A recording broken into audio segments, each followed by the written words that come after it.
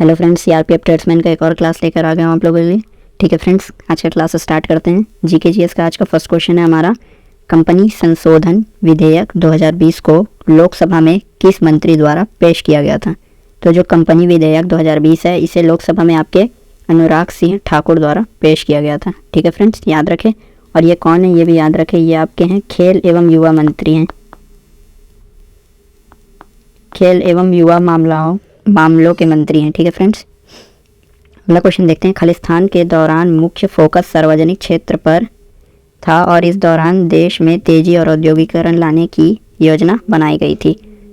तो फ्रेंड्स, आपके जो भारत का दूसरी पंचवर्षीय योजना था फ्रेंड्स, इसका जो है मुख्य फोकस सार्वजनिक क्षेत्रों पर था और इस दौरान देश में तेजी और औद्योगिकरण लाने की योजना भी बनाई गई थी। ठीक है फ्रेंड्स, इसके साथ ये याद रखें, जो आपका सेकेंड वाला था पंचवर्षीय योजना, ये 1956 से 61 तक चला था और यह था महालनोबिस मॉडल पर।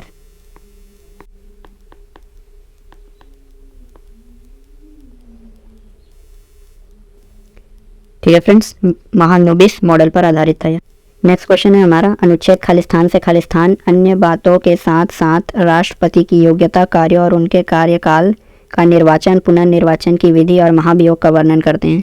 तो फ्रेंड्स, राष्ट्रपति जो है, राष्ट्रपति से संबंधित अनुच्छेद जो है 52 से 60 तक के होते हैं। ठीक है फ्रेंड्स, इसमें आपके राष्ट्रपति की योग्यता, उनके कार्य, कार्यकाल, निर्वाचन, पुनर्निर्वाचन की विधि, महाभियोग, ये सभी जो है 52 से 62 तक में आते हैं। ठीक है फ्रेंड्स, अगला देखते हैं। व्यापार का खालिस्तान शेष वह होता है जिसमें निर्यात की गई घरेलू वस्तुओं का मूल्य आयातित विदेशी वस्तुओं के मूल्य से अधिक होता है। ठीक है फ्रेंड्स, तो व्यापार का जो अनुकूलित या अनुकूल शेष वह होता है जिसमें निर्यात की गई घरेलू वस्तुओं का मूल्य आयातित विदेशी वस्तुओं के मूल्य से अधिक होता है। ठीक है फ्रेंड्स, हमारा आंसर होगा अनुकूल।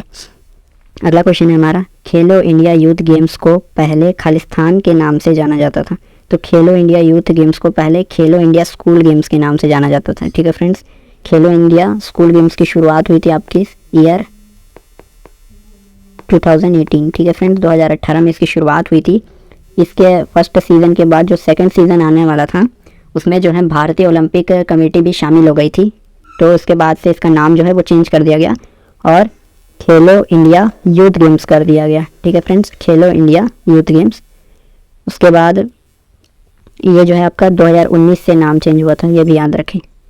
अब अगला क्वेश्चन देख लेते हैं, भारतीय राष्ट्रीय कांग्रेस की स्थापना कब हुई थी। तो भारतीय राष्ट्रीय कांग्रेस की स्थापना आपके प्रथम अधिवेशन 1885 में हुई थी। ठीक है फ्रेंड्स, और इसके साथ ये याद रखें, कांग्रेस की स्थापना आपके A.O. ह्यूम द्वारा की गई थी। आपके प्रथम अधिवेशन के अध्यक्ष थे V.C. बनर्जी या व्योमकेश चंद्र बनर्जी। ठीक है फ्रेंड्स, अगला क्वेश्चन देख लेते हैं। निम्नलिखित में से किस नियम के अनुसार विद्युत धारा द्वारा उत्पन्न ऊष्मा चालक के प्रतिरोध धारा के वर्ग और इसके प्रवाहित होने के समय समानुपाती होती है।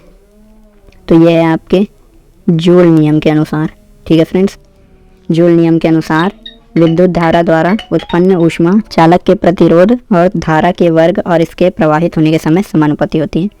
अगला क्वेश्चन, नेक्स्ट क्वेश्चन है हमारा, भारत में शरद का मौसम निम्नलिखित में से किस महीने या अंतराल के अंतर्गत आता है। तो भारत में शरद का मौसम जो है वो आपके अक्टूबर से नवंबर के महीने में या इनके बीच वाले अंतराल में आता है। ठीक है फ्रेंड्स, नेक्स्ट क्वेश्चन देखते हैं। भगवान महावीर ने खालिस्तान वर्ष की आयु में घर छोड़ दिया था और ज्ञान की तलाश में वे एक जंगल में रहने चले।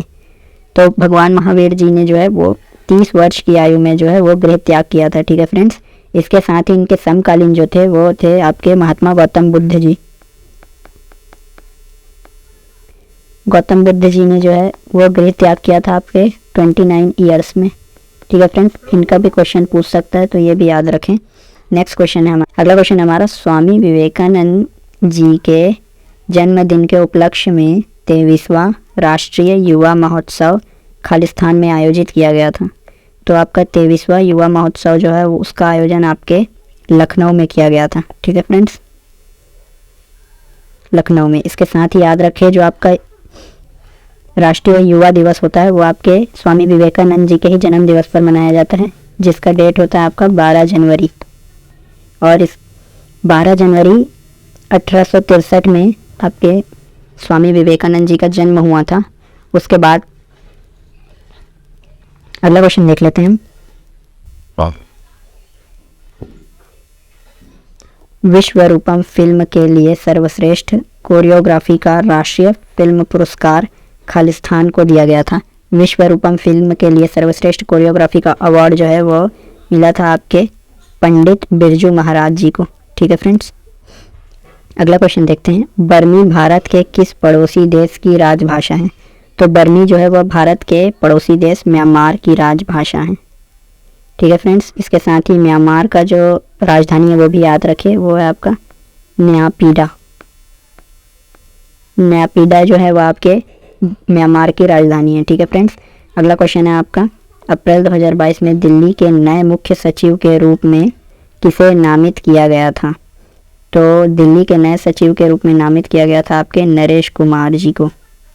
ठीक है फ्रेंड्स, अगला क्वेश्चन देखते हैं। केंद्रक झिल्ली द्वारा केंद्रक को खालिस्तान से अलग किया जाता है। तो केंद्रक झिल्ली द्वारा केंद्रक को जो है कोशिका द्रव्य से अलग किया जाता है। ठीक है फ्रेंड्स, अगला क्वेश्चन देख लेते हैं। लोकसभा सदस्य बनने के लिए न्यूनतम आयु कितनी होनी चाहिए?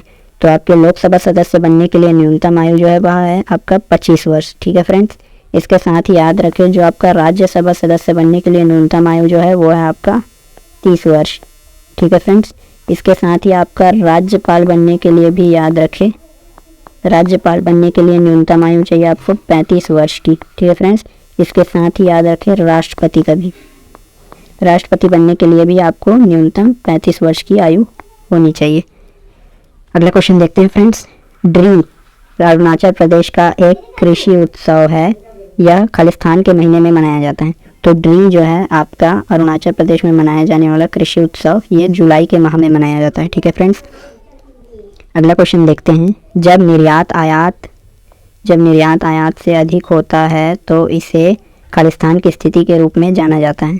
तो जब निर्यात आयात से अधिक होता है तो इसे व्यापार अधिशेष के रूप में जाना जाता है। ठीक है फ्रेंड्स, व्यापार अधिशेष की स्थिति के रूप में जाना जाता है। अगला क्वेश्चन देखते हैं। संगीत नाटक अकादमी द्वारा मई 2022 तक कितने भारतीय शास्त्रीय नृत्य के रूप में मान्यता दी गई है?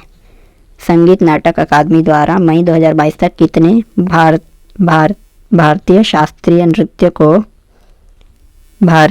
नृत्यों को शास्त्रीय नृत्य के रूप में मान्यता दी गई है?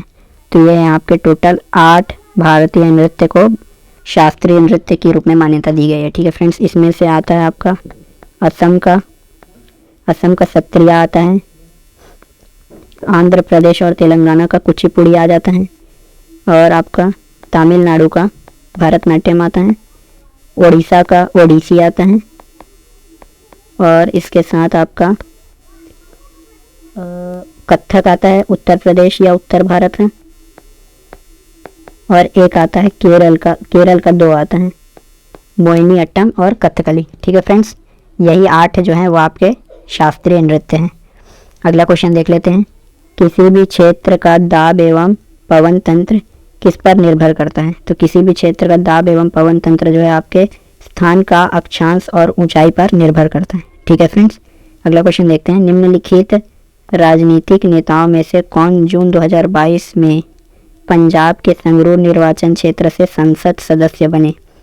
तो पंजाब के संगरूर निर्वाचन क्षेत्र से संसद सदस्य आपके सिमरनजीत मान बने हैं। ठीक है फ्रेंड्स, सिमरनजीत मान जो है करेक्ट आंसर हो जाएगा आपका। अब देख लेते हैं आज के हिंदी के क्वेश्चंस को। ठीक है फ्रेंड्स, तो हिंदी का आज का आपका फर्स्ट क्वेश्चन है। निम्नलिखित में से अशुद्ध वाक्य कौन सा है? अशुद्ध वाक्य हमें चयन करने हैं 4 में से। राजीव ने भरपेट खाना खाया, कोई त्रुटि नहीं है। केशव रोटी खा लिया, मेरे प्राण निकल गए। अक्षत पाठशाला से सीधे घर चला गया। तो आपका जो 3rd और 4th ऑप्शन है इसमें किसी भी प्रकार का कोई त्रुटि नहीं है। जो 2nd वाला ऑप्शन है इसमें त्रुटि है, तो यही हमारा करेक्ट आंसर हो जाएगा। ठीक है फ्रेंड्स, शुद्ध वाक्य यही वाला वाक्य है, 2nd वाला, केशव रोटी खा लिया है। अगला क्वेश्चन देखते हैं। जो अपना भोजन स्वयं पकाता है, वाक्यांश के लिए उचित शब्द क्या होगा? तो जो अपना भोजन स्वयं पकाता है उसे स्वयं पाकी कहते हैं। ठीक है फ्रेंड्स, जो 3rd वाला है ये हमारा करेक्ट आंसर हो जाएगा, स्वयं पाकी। अगला क्वेश्चन देख लेते हैं। फूंक से पहाड़ उड़ाना मुहावरे का सही अर्थ है। तो फूंक से पहाड़ उड़ाना मुहावरे का सही अर्थ होगा आपका असंभव कार्य करने की कोशिश। ठीक है फ्रेंड्स, असंभव कार्य करने की कोशिश को ही फूंक से पहाड़ उड़ाना कहा जाता है। अगला क्वेश्चन है हमारा, वर्तनी की दृष्टि से शुद्ध वाक्य का चयन कीजिए। विनय चूसत न हो पर है समझदार, वह मरणासन्न था इसलिए मैंने उसे क्षमा कर दिया। यदि वह घर पर मिलेगा तो मैं अवश्य जाऊंगा, ज्यों ही मैं वहां पहुंचा त्यों ही घंटा बजा। तो इसमें आपका जो है फोर्थ वाला है, यही बस एक शुद्ध वाक्य है, बाकी सब में कोई ना कोई प्रकार का त्रुटि है। ठीक है फ्रेंड्स, फोर्थ वाला ऑप्शन करेक्ट आंसर हो जाएगा। अगला क्वेश्चन देखते हैं, रसोई घर खाली स्थान था, उपर्युक्त वाक्य में रिक्त स्थान के लिए उपर्युक्त विकल्प निम्न में से क्या होगा। तो रसोई घर का अर्थ रसोइये का घर, जी नहीं, ये तो गलत हो जाएगा हमारा। अगला है, रसोई घर का अर्थ रसोई में बना हुआ घर, ये भी नहीं होगा। रसोई घर का अर्थ रसोई का बनाया हुआ घर, ये भी नहीं होगा। तो जो हमारा चौथा वाला ऑप्शन है ये करेक्ट आंसर हो जाएगा। ठीक है फ्रेंड्स, रसोई घर का अर्थ रसोई घर होता है। ठीक है फ्रेंड्स, अगला क्वेश्चन देखते हैं, भेंट के दो अर्थों में से एक अर्थ मुलाकात है। ठीक है फ्रेंड्स, एक अर्थ मुलाकात है भेंट का, तो हमें दूसरे का अर्थ बताना है।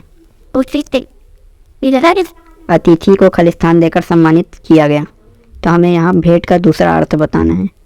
तो भेंट का दूसरा अर्थ होगा हमारा, ऑप्शन देख लेते हैं। एक भेंट का अर्थ मुलाकात होता है और एक भेंट का अर्थ जो होता है वह उपहार होता है। हम किसी को भेंट प्रदान करते हैं, अर्थात उपहार जो है वो प्रदान करते हैं। ठीक है फ्रेंड्स, अगला क्वेश्चन देखते हैं, जो पृथ्वी से संबद्ध है उस वाक्यांश के लिए इनमें से सही शब्द क्या होगा।